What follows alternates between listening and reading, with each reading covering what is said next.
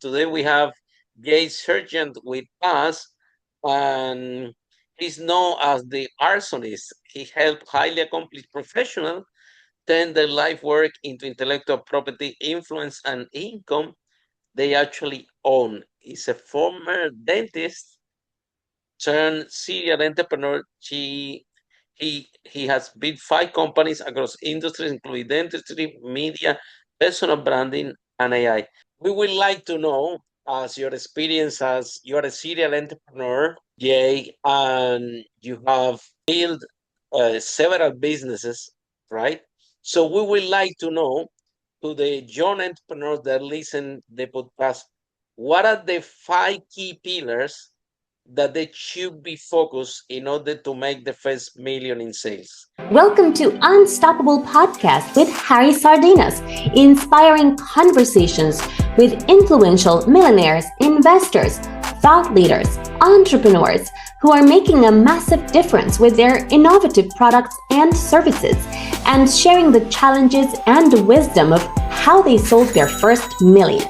In sales, basing all your 2 stories that you share with us and in your life experience as a serial entrepreneur, because clearly you went to a process. Maybe the first time it was no refined process, but the second time is the J Sargent process. So, what are the 5 steps to make the first million, or to get the 5 pillars that you recommend our young entrepreneurs? First thing you have to do is you have to find what you're good at, what you love, and where you can create value. So, not everyone is going to be an inspirational speaker like me. I've been giving speeches since I'm 7 years old. I have gotten out of every jam in my life by standing up and speaking. So, I know that that's my value proposition. The person out there, step number one, needs to find what they're very good at and what they care about. And I'll give you a practical example. If you're selling linoleum installations in Akron, Ohio, and you're working for someone, but you're very good at laying linoleum, why not dream about owning 5 trucks 10 years from now? So find what you care about first and foremost, what you're excited about. Number two is don't get locked down by anybody else's opinions. There's going to be people around you who are going to say, "Oh my God, you can't be a tennis pro. You've never hit a tennis ball." I became a tennis pro and I had never owned a tennis racket. And I became the leading tennis pro, one of them in New England. Do you understand? So no one else's opinion matters. Find what you love and discard negative opinions. Just know you've got to guard that. Then what you have to do is you have to get into action. Many of the moves that I've made started with mistakes, started with flaws, started by taking something that I knew wasn't going to be really what I wanted, but I needed to get in activity. You've got to move in order to get into activity. And then you have to just think about, who can I bring on my team? What is my single greatest strength? But where's my weakness? What do I need? Now, I'm launching an academy right now, just so you know, Harry. I'm going to teach an online course, which I've just about finished. But you know what I can't do? I'm an idea guy. Do you understand? That's my strength. But I don't know anything about social media, digital marketing. The worst guy with a P&L you'll ever meet. I can make money, but I can't keep money, and I can't how to pay or how to manage. So I have always gone into a pursuit knowing what I love, discarding negative opinions, developing an action plan, and then my job is to recruit the talent I need around me to support my passion. These are Mhm. all of the absolutely vital steps. And then, last but not least, no matter how well you do, you may fail 5 times in order to make the sixth one work. You got to walk through flames in order to be an entrepreneur. My parents were serial entrepreneurs. My parents didn't have a pot to you know Wow. what in. End of story. but they were always thinking about selling something. They sold shoes in the living room, mambo and cha-cha lessons in the living room. My mother, a Jewish bubby, selling Chinese cooking classes in the kitchen. My father sold silk neckties to real estate agents that he got from a man. They always had a hustle, a side hustle, something they were doing. And no matter how badly those things failed, step number five, no matter how badly you go one, two, three, four, you do all the right things, and then it doesn't work. Then it doesn't work. They never blinked. The day after the failure, they Wow. were up and at them I'm again, back again. And so when I was a kid, I used to my parents, when I very went to impressive. Boston College, I was with very dinner. One Christmas I went when I was a freshman to a fabulous home on Long Island, the Belford family. They owned everything.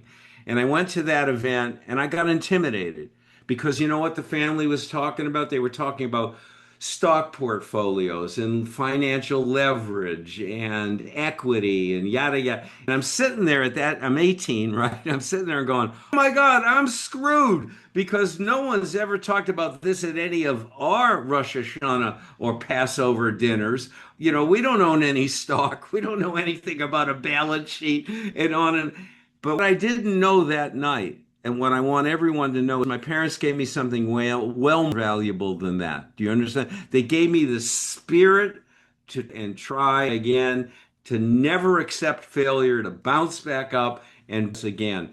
So those are my 5 points, Harry. I hope I got them all right. What are the 3 steps to tell a great story? So tell us, Jay, what are the 3 steps for people having a great story? Great. Well, thank you for having me here this morning, Harry. It's wonderful being with you. Um, I started out just writing a book to my great grandchildren because our family just had a new baby. Little baby Odin is now 2 months old. So yesterday I was holding him in my arms, and my motivation was I'm 78 now, just about to be 79, and I'm probably not going to know Odom when he's 25. And someone's going to say, oh, your Papa Jay, he was so funny. He did so many dramatic, wonderful things, but they won't know the stories. So I wrote this book right here, Shift, so that my great grandchildren could know the Ray Sprinkle story, the this story, the that story. And as I wrote it, Harry, something started to happen because I've been a lifelong coach and teacher. I started to see patterns. Oh, that's how I went from this to this. Oh my God, there's a pattern here. And so, from all of that, in retirement, Harry, I've decided to not only have the book, and everyone should read the book. It's a fun read. It's a book for people who don't read much because it's stories and the instruction is buried inside the stories. So then I started to see three things start to emerge. I have done 7 different careers in this lifetime, 7 different businesses, 7 different reinventions. I've gone from being a tennis pro to a social community organizer to a tennis pro to a franchise developer to an NLP train coach to the owner of a $1 billion network marketing company. And now I teach pickleball to champions at age 78. And so the patterns that I see, and for all of you entrepreneurs out there, check this out. Just pretend that I am your Uncle Jay and I am giving you the 3 keys to the kingdom. Here they are in no particular order. Harry, number one, credentials are overrated. I watch so many people get hung up on I'm not good enough, I'm not qualified to do that, I don't have the credential or the experience to do that. I say baloney. My life has proved that that isn't even remotely important. Now, if you're going to be a neurosurgeon, for God's sakes, go to med school, be an intern, be a resident. I'm not talking about specific categories, but I'm talking about entrepreneurs. If you've got a hunger to launch something, launch what you love, be passionate about it, and don't worry whether you have the right degree on the wall. I'll give you a quick story. When I was transitioning, when I was reinventing myself from being a tennis pro because I was bored to a franchise developer, I got a buddy of mine who I was teaching tennis, whose family owned the largest steel company in New England. And I went to him and I said, "Who am I? What do I do next? You've known me all these years." And he said, "Jay, you got to sell something. You are a born salesman. But you, with your ego, need to sell something large, something grand. You can't sell pencils. You got to sell something that's cerebral." So I said, "Well, what would be that?" He said, "I have an idea." So he sets me up in a meeting with the most powerful franchise developer in the United States. He happened to live in my hometown of Boston. I go to this meeting and I walk into this office bigger than my home, the office that George Nadeff is sitting in. And I can hardly see him as I come in the door, but he's way down there. And I go sit in front of him. Now, I want everyone to understand on the day I'm meeting George Nadeff, I have no resume, no experience, and no love of business, by the way. Do you understand? No love, I don't care at all. But I know what I do well. So I walk in front of him and he says, "I hear good things about you, kid. Let me read your resume before we begin." And I say, "George, I don't have a resume." He says, "You come to a job interview without a resume?" I said, "Yeah, I don't have a resume." He said, "Well, then why don't you talk me through your experience in business?" I said, "Well, to be honest, I hate business. The last magazine I would ever buy at the airport would be Fortune or Entrepreneur or Success. I'm over here at Sports Illustrated, Sports Magazine, Tennis Magazine, anything other than business." So now he goes, "My God, what are you doing here?" I said, "Well, I'll tell you what I'm doing here. I heard a rumor that you sell big $250,000 franchises in fancy hotel rooms all over the country, that you put men and women in front of qualified audiences to make a 1 hour presentation to sell a $250,000 business. Is that true?" And he goes, "Yeah, that's how we do it." I said, "Well, then hire me. Put me on the team because I'm the best guy you will ever see standing in front of an audience. Whatever you want me to get them to do, I'll get them to do it." And he goes, "Oh," he goes, "That's amusing. You come here with no business experience and you want to be put on the team." I said, "No, no, no, no. I'm not going to argue with you, George. Here's the deal.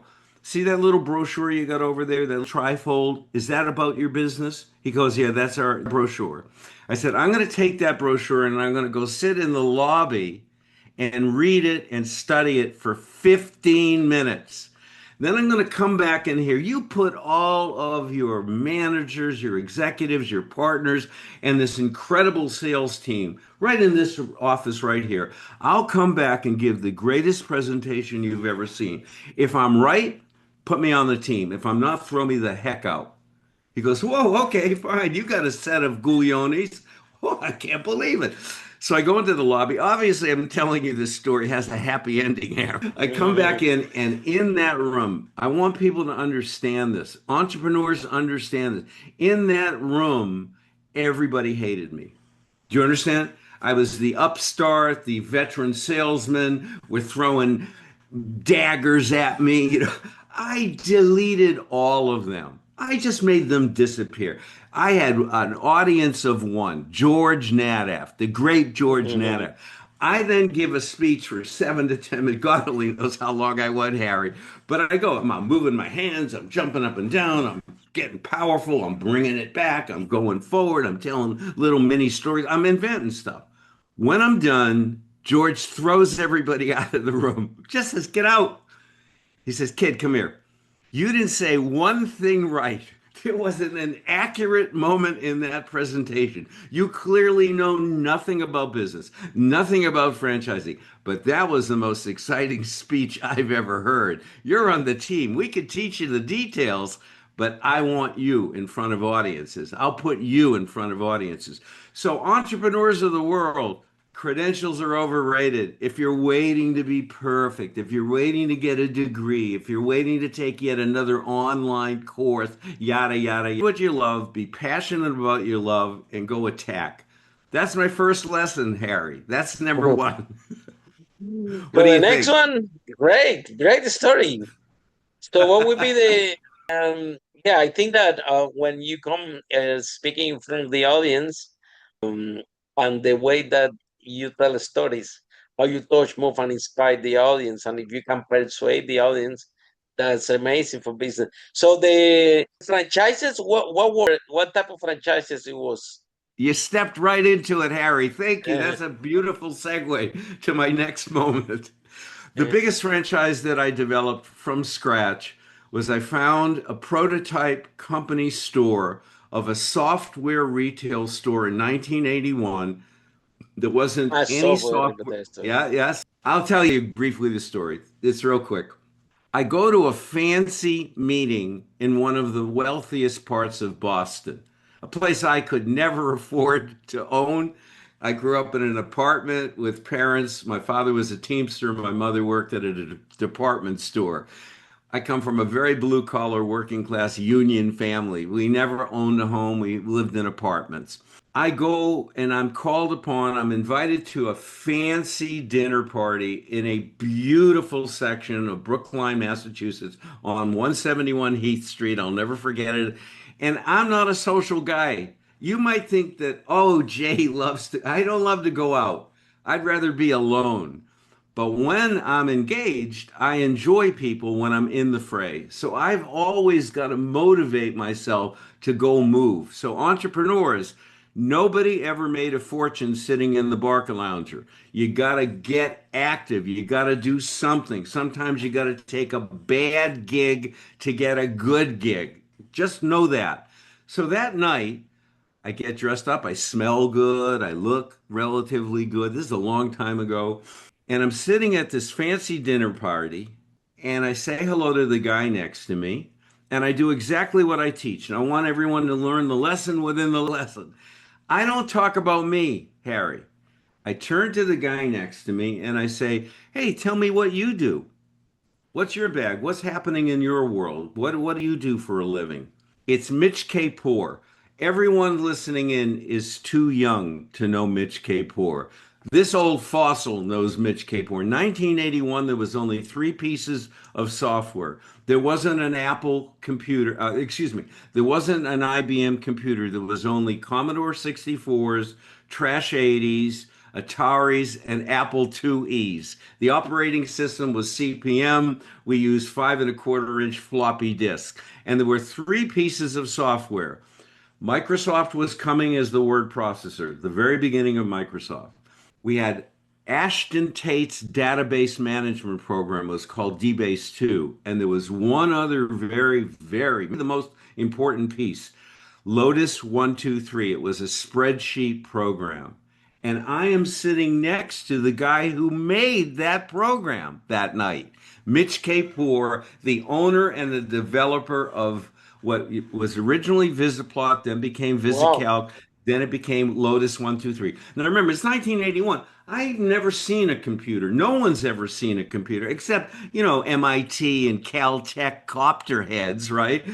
But now he starts telling me about Computerland's got 2,000 units immediately. This is going to be the biggest wave in the history of civilization, And I'm listening to this story and I go, "Whoa!" So I here. This is critical. Everyone needs to learn this moment. I say to him, "You know, let me just briefly tell you what I do. I own the most powerful franchise development company in the world today." Now, Harry, I had five little crappy clients, none of which were worth spit, and I was running on fumes, losing more money than I was making for sure. But I to this guy here, this powerhouse, I Wow. own the largest, most successful franchise development company ever, blah, blah. And he goes, "Oh, well, that's impressive." And I said, "But here's the question. If you were me looking for a client in this brand new emerging space, what would that be, Mitch?" And he immediately gives me the keys to the kingdom. He says, "Jay, I would develop software retailing. Right now, they go into Computerland, they buy a $5,000 box, but they got nothing to do on it. If you put a software retail store across the street from a Computerland, They're going to waddle across the street and they're going to buy software, whatever you got. I said, "Oh my God, that's brilliant." I said, "Does it exist yet?" He says, "I don't think so." The next day, Harry, the next day, I find a retail store in Boston, Washington, D.C., Chicago, and L.A. That's all I can find. Four stores. Of course, I look at the one in Boston, garbage. Now, here comes a moment for all entrepreneurs. This has Wow. gotten me in so much trouble with the women I love. Okay, do you understand? I take the last money I have in the world at that moment. Do you understand? And I Yeah. buy tickets. I put myself on a plane to Washington, D.C., Chicago, and LA. I got to fly. I got to rent. I got to drive. I got to smell good, look good. I got to go make cold calls How you on. find the people if was no internet? Say that again. How you find those softwares if was no internet? You know, I'm going to a little bit because the guy who was making the software did know where those bodies were buried. So that night, Ah, Mitch gave me the clues. Okay. mm, It wasn't like there was a yellow pages, right? And there was no yeah. internet. He said, Well, "Jay, yeah. there's one here in Boston. I hear," because remember, he was a supplier to those stores because he was a manufacturer OEM. So I take the last money I have in the world and I go to Washington, the store stinks. I go to Chicago, it's worse than Washington. And finally, on one Saturday afternoon in 1981, I walk into a 1,500 square foot retail store on Pico Boulevard on the west side of Los Angeles. And it wasn't Bloomingdale's. It wasn't like merchandise to the max. It was card tables, but they had the common courtesy to put each of the four existing computers in the world on those card tables. And here's what I saw, Harry. I saw 50 to 75 people on a Saturday afternoon standing around playing Pong. Remember? I mean, it wasn't very sophisticated at that moment, but there was, and I went, "Oh my God, this is the one." So I go over to the counter where there's this blonde-headed teenager. I mean, he looked like a surfer or a skateboarder. And I say, "I'm Jay Sargent. I'm a marketing genius, I'm franchise developer. I'm going to choose one of these retail stores and make them the leader. I'm going to make a giant." And I said, "So I need to talk to the owner." And he goes, "I'm an owner." Well, he looks 12 years old. I said, "Oh, wonderful. Nice to meet you. Hi, you're Glenn Johnson. I'm Jay Sargent." I introduced, I said, "Are you the decision maker?" He said, "Oh, no, I'm only a minor partner." I said, "Well, who's the decision maker?" He says, George Tate. And the minute he says George Tate owns this store, you remember that name, Harry? Ashton Tate, one of the three developers of the only software among microcomputers in 1981, owns this store. I almost had a heart attack. I was so excited. I said, "Oh my God, I didn't know Ashton Tate. Ashton Tate owns this store. And George Tate is alive. And where is he?" He goes, "Well, here's the address. He's in Venice." I take a cab to a crappy neighborhood in Venice. Now I'm looking for mansions. Do you understand? I'm thinking I'm going to Bel Air. I'm going to Venice in the old days when it was junky, really junky. And I'm in a really junky place in Venice, California. And I say to the cab driver, "Are you sure this is the address? Because I'm looking for one of the most powerful men in micro blah blah." And the guy, "This is it, the address." I walk up these stairs and I knock on a screen door, and George Tate on a Saturday afternoon at about 2 o'clock in the afternoon comes to the door with a cigarette hanging out of his lip, no shirt on, little skinny running shorts. I mean, it wasn't the vision of the massive entrepreneur developer of. I said, "Well, I'm Jason." I introduced myself. He says, "Come on in. Come on in." We sit down 1 hour later on a pad of yellow paper. We write a contract to give me the exclusive rights to market Software Center International as a national franchise. Now, here, I want to give a lesson within the lesson. Wow. I want to give a lesson within the lesson. Not only did I get the exclusive rights to market that, but I was smart enough, even though I was a kid, way back when I was a baby, I was smart enough to include in that contract a $75,000 budget to launch the franchise chain. I knew that it wasn't good enough to get the contract. I had to have some juice behind me because I knew what I needed to do to launch it. Long story short, I sold 155 of those franchises with my Wow. team in 18 months.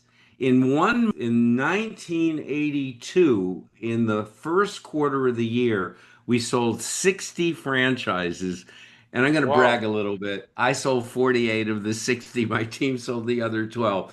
It Wow. was and because there are no small moments. Entrepreneurs of the world, remember this. There are no small moments. Those moments are building blocks. You never know where the hidden gems are. You just got to walk through the door. You got to see the light, run towards the light, do something, be bold. So that's my second thing for Hmm. entrepreneurs. The first thing is credentials are overrated. There are no small moments. And then I got one more juicy one for your audience, Harry, if you've got the time. Oh, yeah, yes, we do. We do. Good, Hopefully. good. It is never too late. I consider myself the godfather, the spirit of reinvention, the spirit of the late bloomer. I'm the patron saint of the late bloomer. I did nothing in high school. I did nothing in college. Do you understand? I have no background and no degrees that confer upon me any authority whatsoever. But at age 41, I did a complete about turn. I got married, I started a new family, and I started a business because I read 11 pages in a book. An angel visited me. I know people are going to think I'm wacky, Harry, but listen, I'm Mhm. sitting at a swimming pool in Marina del Rey at 11 at night with 250 chairs around the pool. I am in between trapezes having one of those existential moments that everyone has many times in their life. What do I do next? Whither thou goest? Oh my God, I'm deep in thought. And a bald headed guy in Bermuda shorts with a baseball cap sits down next to me. Now, there's 250 chaise lounges. This son of a gun at 11 o'clock at night sits down next to me. He says, I see you're deep in thought. A penny for those thoughts. I said, oh my God, you don't mean that. Because in the dictionary, next to the word loquacious is my picture. If I go, I'm going to go. Do you really want to hear what I'm thinking? He goes, kid, I got nothing else to do. Tell me what you're thinking. So I go for 5, 10 minutes. I tell him I don't know what I'm doing next. I've got a big offer back in New York, money waiting for me, wire transfer, going to relocate me and my new bride. She was then 21 years old. And I got stability and I've got a predictable path in front of me, but I don't want to do it.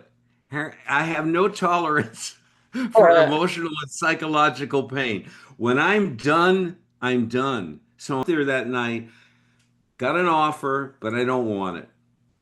This guy next to me says, hold it, kid, runs to his car, brings back a book called, and I want the audience to know, Frogs into Princes. Frogs into the original seminal work of John Grinder and Richard Bandler, the guys who invented neurolinguistic programming, NLP. Most people know a little bit about NLP because Tony Robbins embraced the model and popularized it all over the world.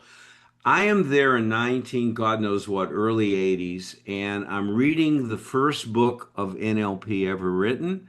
It's the most exciting 11 pages I've ever read in my life. The guy's literally sitting there watching me read the first 11 pages. I turn to thank him. I want to pay him for the book, and he's gone. I never saw that guy again. All I remember him saying is, read this book. This is what you should do with the rest of your life. That's the last words I ever heard from this train. Read this book. This is what you should do with the rest of your life. I run upstairs, wake up my beloved bride, and I say, we're not going to New York. We're sending the money back. We're not relocating. I'm going to be an NLP trainer. I've read 11 pages Oh, in this wow. book, and I'm going to build an empire around this body of work. I'm going to try to find the guys who wrote this book, give them royalties, put myself, embrace them, get their guidance. But if I can't find them, I don't care. I'm teaching this material and I'll build an empire out of these 11 pages. Harry, I'll cut to the chase. I sold $11.2 million worth of NLP training from scratch. The company ended Wow. up 60 trainers, 11 full-time people, multi-million dollar contracts with corporate in every sales sector. Real estate, automotive, tech, finance, banking, everything. And at the end of the day, it all started one more time in the middle of my life. I was 41, turned down something I didn't want to do something that seemed highly speculative, but it turned me on. And here's the part. Last night I went to my grandson's high school graduation party. I have a grandson who's 22. I have one that's 18, and now I have one that's 3 weeks old or whatever. So I've got Oh, grandsons. congratulations. Thank you. So I went to the party, and all I said to the kid going off, he's going to go to New York. He's going to go to school in New York City, Fordham. And I said, here's what you need to know. There's going to be many, many ups and downs. But if you take what you love, the thing that you would do if nobody was around, all I want people to do is to pursue what they care about. Because if you care about something, then you immerse yourself in it.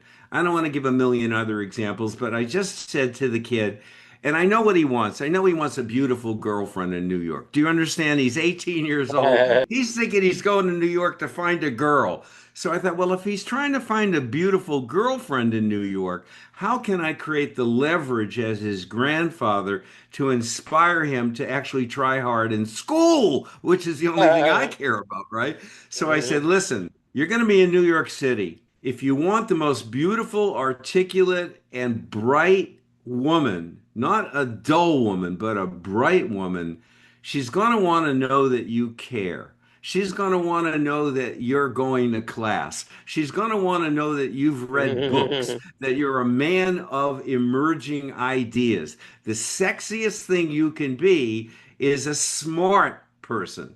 And a smart person goes to class and studies. So if you want, so whatever you're going to do at 8 o'clock in the morning when you don't want to go to class because you got drunk the night before, which will happen, I know it. It's 8 o'clock in the morning. Instead of blowing the class off, go, whatever I learn at 8 this morning will help me at a cocktail party on Friday night. And now everyone in the family laughed, but I mean that. I mean that. Find what you love, the things that you will do when you don't have anyone around you. I've never had a boss. I've never had a job. I've been straight commission or I own my own businesses. I come in this little room and do the work. No one's saying, Jay, did you finish that chapter of the book today? Did you do the video for our website today? I don't have anyone guiding me or forcing me. But I love what I do, so I do it on my own. Entrepreneurs, it's never too late. My maternal grandmother, Lillian, fought like the Dickens to avoid going into a home, but she kept falling and putting herself at peril. So we got her in this wonderful place, this rehab center in Boston. And when I went to see her for the first time, I thought I was going to get bawled out because I was very close to her. And I walk in, I'm girding my loins. Oh my God, Nana Lil is going to hit me in the head. And she was ferocious. And I walk in and she says, Jay, how come you didn't get me in this place sooner? This is paradise. I get 3 great meals a day. We have snacks in the afternoon. We got bingo. We've got cards. We've got movie night. And I found the little boy that I was in love with in Dorchester, Massachusetts in the second grade. He's here. Lewis is here. And we are in love. I said, excuse me? He said, Jay, I have found my beloved. We are madly in love. He brings me a muffin wrapped in a napkin in the afternoon like it's the Hope Diamond. My darling Lillian, I have a little something for you. The last time I saw them, Harry, everyone needs to capture this. The last time I saw them, I was in a courtyard with them in an October day. It was getting a little chilly late and the sun is setting, and I had to go. And I hugged my grandmother and hugged Louis. And they're sitting in this courtyard at this rehab center with their walkers in front of them. I disappear, I say goodbye, but I get a glance back because I'm going across a treadway and I can look through a window and see the two of them when they can't see me. They decide that it's getting chilly. They got to go inside. They both get up on their walker and watch. They shuffle 3 steps, but they are so passionate about one another that they shuffle, shuffle, turn, and they kiss. Shuffle, shuffle, turn, and kiss. It is late. It is never too late. Don't let anyone tell you at any point you can make changes in your life. And now it's gonna become more exciting because based on your experience, okay? Yeah, absolutely. And then one more question about the network marketing company. Uh, that idea, what what was the network marketing company about it? I have been selling Is it franchises. complex? Is it complex to own a network marketing company? You need license, you need to design the compensation plan effectively. Nothing easy is not easy. It's even so how you You want to managed to do know? that one? Yes, yes, You we all you want to want to know. know? Harry, I have been selling franchises for many years. I sold about 500, my team, 500 franchises.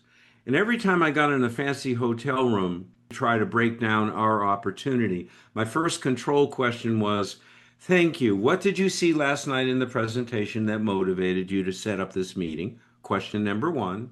Question number two, what else are you looking at? When people would say to me, I'm looking at your franchise offering and I'm looking at a network marketing company, I would regurgitate. Do you understand? I go, ah!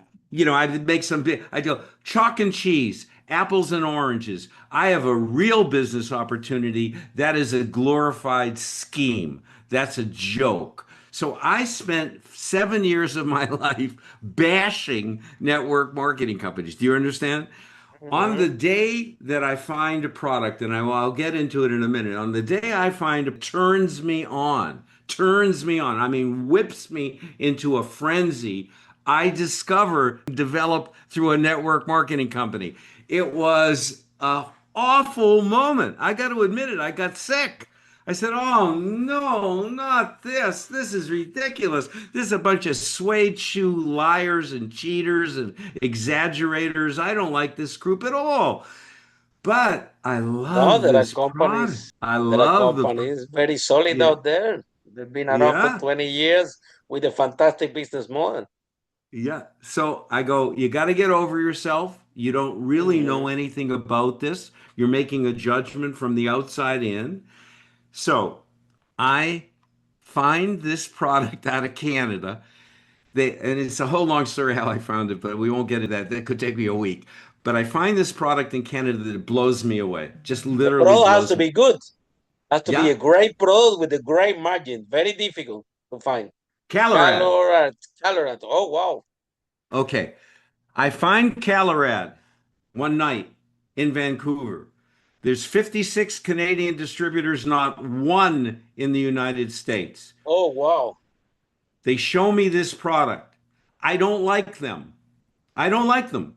Do you understand? I'm in a room and I don't like them. There wouldn't be anybody I'd go to dinner with. I didn't like them. But The what people they had, is great product, eh? yeah. So I say to them, hey, 2 questions, three actually. If I find out what you're saying about that product is true, and I need to see the clinicals and talk to the developers, not you, Hmm. if it's true, that's remarkable. If I'm understanding it correctly, what you just described, I could go back to the United States and launch this and ask the market, how would you like to lose weight while you sleep? Is that true? Is that how this product works? They said, oh my Hmm. God, you could say that. You could ask that question. I said, okay, fine. Last but not Oh least, wow. you guys are broke. You have nothing. You've got a little crappy computer. You somehow got the contractual rights to this product. God bless you. Congratulations. So the only way that you can get me on the team, because you don't have enough money to pay me, is They you got to cannot afford you. make me a partner. Give me 20% of the company tonight. I will go to the US. I don't need you. I don't need a budget. I don't need your money. I don't want Yeah, anything to do with you. I said this politely. You do understand. yeah, I'll yeah. go back to the US and on my own nickel, I will launch this. I made a deal. I own 20% of the company. I got certain Oh, wow. percentage. Okay. So now I come home and I say to the wife, who's been hearing me bash network marketing for 7 years, right? I come home and she said, "What happened in Canada?" I said, "We own a business." She said, "Wow. What did they give you? You have a budget? We're Did they, back in the hand. you got, I got nothing. They're broke. They're not giving me, but we own 20%. She said, 20% of what? I said, 20% of nothing but potential. She said, "Well, where's your office?" I said, "In the backyard. I got an office over the garage. That's the national headquarters. I'm going to clear the garage out and put bottles of this product in the garage. That's our warehouse. I'm going to be the head of human relations. I'm going to be the public relations manager. I'm going to be the marketing manager. I'm going to be the CEO of the blah, blah, blah. That's it. We went from one bottle of Calorat, Harry, to 6 million bottles sold. We had No. 675,000 distributors in Canada and in the US. We had, that's just domestically to the North America. We had offices all over the world and we produced 50 millionaires. 50 millionaires came out of that Wow. experience. Wow. And I did it without any experience in network marketing, but a passion for that 20%. product. Oh my God. That's brilliant. That's fantastic. And so great broad and it's still around. Um, I exited the scene probably 15, 20 years ago. It's still, people can still buy Calorat online. What happened was, and we don't want to go down this road. There was chicanery on the other side. My 80% partners stole a lot of money, did a lot of bad things. Everything I predicted they would do, they eventually did. But we enriched Definitely. people, and it was a glorious experience. Oh And the name, wow. That's a okay, great, brilliant story about how it started from nothing and to and I think like if the product is good and it's solid and it has good margin, why not? This is and especially if they contribute to health, right? for sure. It was honest to God, it was that I want people to remember this.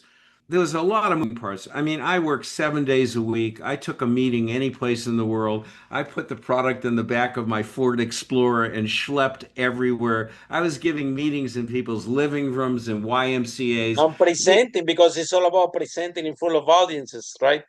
Yeah, Which is what you love, yeah. yeah, yeah. Yeah. There was a lot of work, but the coining the phrase that night, Harry, how would you like to lose weight while you sleep? That was one of the Winner. magical moments Yeah, yeah, because yeah. you and I know that 70 Those guys, they had the pro, but they didn't know how to sell it. did not have it. Yeah. Exactly. So tell us about your book with this conversation, how people can find you, how the process works. Well, I discovered in writing the book that people don't read books that much anymore. Oh my God. No, So I wrote, you put it in Kindle in ebook, and it yeah, will work. I have it on Kindle. They can buy it for $5. It's a great, will get a big kick out of this because the uh, stories are funny, there's drama in it, and it's not another, how to do this manual. But more importantly than that, Harry, I'm creating what I'm really intrigued with, and if I touch anyone's heart and I make any sense to anyone, I've decided to build an online course. It's going to take me one more week. I'm hustling like crazy, but uh, everyone said, "Well, why don't you create a cohort where you're charging $1,000 or $10,000?" And men, I don't want to do any of that. I'm a mass market working class guy, so I'm going to create an online program. It's the best work I've ever done in my life where anyone who's an entrepreneur can take everything that we've discussed here and I put it piece by piece. How to build a new blueprint for your life and how to make the second half of your life a masterpiece. So all they have to do is go to the shiftproject.academy. I'm sure you'll put that up someplace in your back. The shift project.academy, and they'll find me. And if they want, for very little money, they can get the best course for an entrepreneur. I guarantee it. The title is great, Shift. So Yeah. for someone that want to have a shift in life. So Jay, thank you so much. This has been spectacular. And for all of you following the podcast, see you in our next episode of Unstoppable, how brave entrepreneurs like Jay break that wall. Thank you, Harry. Pleasure. Follow us for more interviews with world's most influential, audacious entrepreneurs that overcame challenges and adversity, providing you with the blueprint of how they sold their first million so you can grow your business exponentially.